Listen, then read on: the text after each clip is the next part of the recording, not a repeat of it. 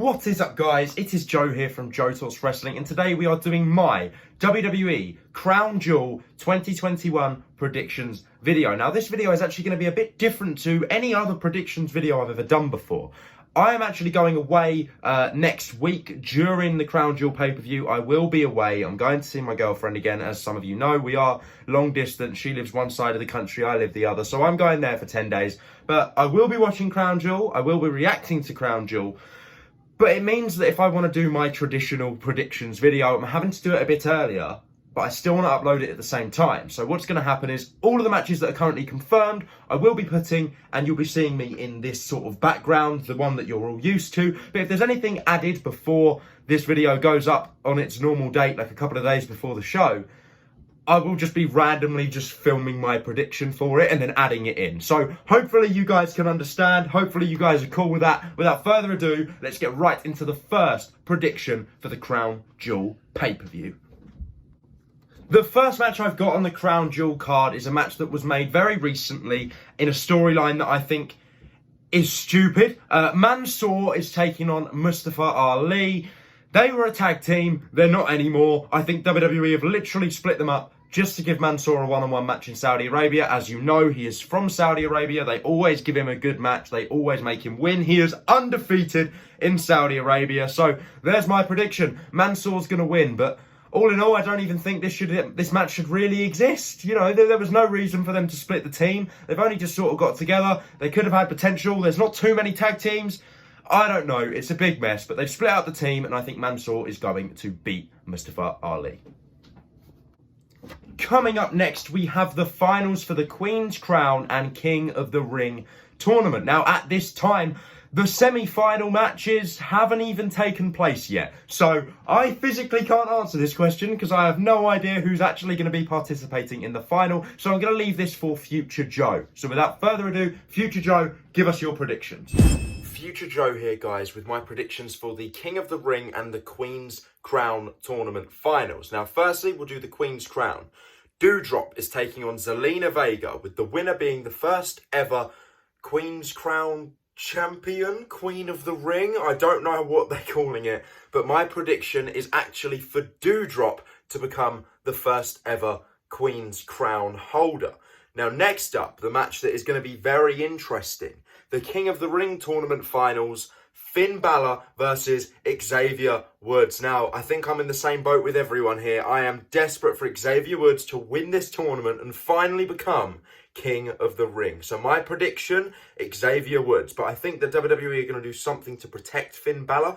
I saw a YouTube comment, I don't know who commented it, but I saw it not too long ago, saying that Finn Bálor could actually have the top rope snap on him again, which would make sense. Xavier Woods could take advantage and win, and that would mean that there's a storyline being built. It means that the finish for Extreme Rules, as stupid as it was, is going to have some sort of payoff, and I'm all for that. So I think Xavier Woods and Doudrop are going to win. The next match is for the Raw Tag Team Championships. It is the champions, RK Bro, defending their titles against AJ Styles and Omos. RK Bro was the ones that actually beat AJ and Omos for the Raw Tag Team Championships at SummerSlam. I predicted it then, and I'm predicting now that they're going to retain the Raw Tag Team Championships. I don't think RK Bro are going to be losing them titles, especially not to the people they beat the championships for. I think maybe in the future they could lose to like the Street Profits or something, but I really think AJ Styles and Omos, you know, I don't really know what they can do, to be honest. You know, I don't think Omos is ready to be singles just yet, but I also want to see AJ Styles back as a singles competitor. But I also don't think they're going to win the Raw Tag Team Championships, which leaves them sort of in limbo a bit. But I don't know what's going to happen with them two. But either way, I think Randy Orton and Riddle, RK Bro, are retaining the Raw Tag Team Championships. Coming up next, we have the SmackDown Women's Championship Triple Threat match. The champion, Becky Lynch, who has recently been drafted to Monday Night Raw, taking on Bianca Belair and Sasha Banks. Now, this is a tricky one because the Raw Women's Champion, Charlotte Flair, has gone to SmackDown, and the SmackDown Women's Champion, Becky Lynch, has gone to Raw. So, I think both ladies are going to have to drop their championships sooner rather than later, meaning I think that Sasha Banks is actually going to be the one to pin Becky Lynch or Bianca Belair. I'm not too sure on that, but I think she's definitely going to be the one that walks away with the SmackDown Women's Championship. And that sets up a whole Bianca Belair and Sasha Banks match in the future. Rematch from WrestleMania where Bianca can then win the title back. So for the SmackDown Women's Championship triple threat, I've got Sasha Banks once again becoming the SmackDown Women's Champion. Coming up next, we have a no-holds-barred match. Bobby Lashley taking on Goldberg in a rematch for their SummerSlam match, just obviously this time no WWE title, and it has the no-holds-barred stipulation added onto it. Now, I've been vocal in the past, I'm not a Goldberg fan. As a matter of fact, last time Goldberg was in Saudi Arabia, he beat The Fiend, and this is my reaction to that. What? Goldberg has just beaten The Fiend for the Universal Championship. As you can see, I'm really not a Goldberg fan, but I think that Goldberg will be picking up the W here in this match. Unfortunately, I think Goldberg is going to beat Bobby Lashley. Now that the championship isn't on the line, it's not going to hurt him too much. Obviously, the one thing we didn't want was Goldberg to be WWE champion. I was afraid of that happening at SummerSlam, but ever since Bobby Lashley, choked out or passed out Gage Goldberg in the Hurt Lock at SummerSlam, Goldberg, being his dad, wants to get his hands on him. I don't know if we'll see interference from either the Hurt Business, Shelton Benjamin, Cedric Alexander, or Gage Goldberg, but either way, whatever happens, I think Goldberg's going to walk away with the victory. Up next, we have a Hell in a Cell match. Edge versus Seth Rollins. Finally, WWE using the Hell in a Cell for its intended purpose, not just as a gimmick for a pay-per-view, to be the be-all and end-all of absolutely brutal feuds. This will be the match that ends the Edge versus Rollins feud. And who do I think's going to win? I am really torn. I think Seth Rollins is going to suffer because last time he was in a Hell in a Cell, he was against The Fiend. I think they might pull an angle where it's like, Rollins is, suffering from flashbacks from the last time he was in a cell. I don't know. Is Seth going to win or is Edge going to win? Edge hasn't won many of his feuds since his return, especially the one against Roman Reigns. Rollins is going over to Raw. Edge is also going over to Raw. I'm really torn on this one.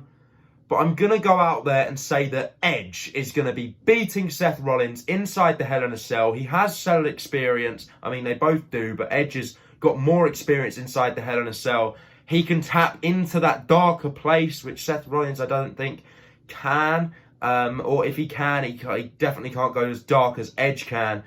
Yeah, I think Edge is going to win this one. What do you guys think? I'm just glad to see that WWE is finally doing like a non-pay-per-view, non-gimmicky Hell in a Cell match. I know we had Rey versus Roman in the cell on SmackDown a couple months ago, but, that didn't need to happen either. This is they're finally using the cell for its intended purpose again. The one question we all have, is the cell going to be red or is it going to go back to being the silver metal cell? I hope it's that one. I really don't want the red cell. But anyway, Edge to win. Up next, we have the WWE Championship match. The recently crowned WWE Champion, Big E, will be defending the championship against former two-time WWE Champion, Drew McIntyre. Now, on any given night, I would normally go with Drew, as I think Drew is absolutely unstoppable. And based on his WWE Championship run from last year, most people would probably agree with me. But considering he's just been drafted over to SmackDown, I think it is very, very highly unlikely that he is going to dethrone Big E. Also considering Big E has only just won the championship by cashing in his Money in the Bank on Bobby Lashley. And I think WWE want to build him as this, although still goofy, a very strong, funny character that can still kick ass and get the job done in the ring, which is what Big E has always been. So Big E only just won the WWE Championship. Drew's going over to SmackDown. I don't know how they're going to do it. I don't think they'll have him lose cleanly, but I think that Big E is going to retain and beat Drew McIntyre to retain his new WWE Championship. And finally, in the Crown Jewel main event, we have the WWE Universal Championship being defended. The Tribal Chief, the champion, taking on Brock Lesnar. Now, which side is Paul Heyman going to sit on? Will he stay with Roman Reigns, or will he turn on him and go to Brock? Will he stay down the middle? I don't know what's going to happen, but one thing is for certain. I've said it month after month, pay-per-view after pay-per-view. Never bet against the tribal chief. I may have put the Brock Lesnar side plates on the Universal Championship, but trust me when I tell you that that is not a sign. I am actually predicting Roman Reigns to once again retain the Universal Championship. I do not see him dropping the championship at all until at least WrestleMania, if he even drops it at that show. Reigns can hold this championship as long as he wants. People might start getting bored, but I for one won't. I love a good long championship reign, and it just makes it even better when it finally ends. I think he's on like day 400 now. I don't know if there's going to be shenanigans involved. I think maybe Paul Heyman could turn on Brock. It is a possibility. But either way, I think WWE, there's too much money in this match for them to not want to do it again. So I think Reigns might win. Reigns will retain. But I think there's going to be some foul play involved in his victory, so they can justifiably so do the rematch. But there you go. That was my WWE Crown Jewel predictions for 2021. Got Roman Reigns retaining the Universal Championship against Brock Lesnar. Let me know what you guys think in the comments section down below. What are your predictions? I've been Joe from Joe Talks Wrestling, and once again, for Crown Jewel, I will be away, but I will still be bringing you my live reactions to the show. As a Saudi Arabia show, it means that it's not on at ridiculous o'clock in the morning over here in the UK. They normally start at about 4 o'clock, half 3, 4, 5, I can't remember. It's been over a year, but yeah, I will be watching it live and bringing you my live reactions. Once again, like, comment and subscribe. I've been Joe from Joe Talks Wrestling. You guys have been awesome, and I will see you at Crown Jewel. Goodbye.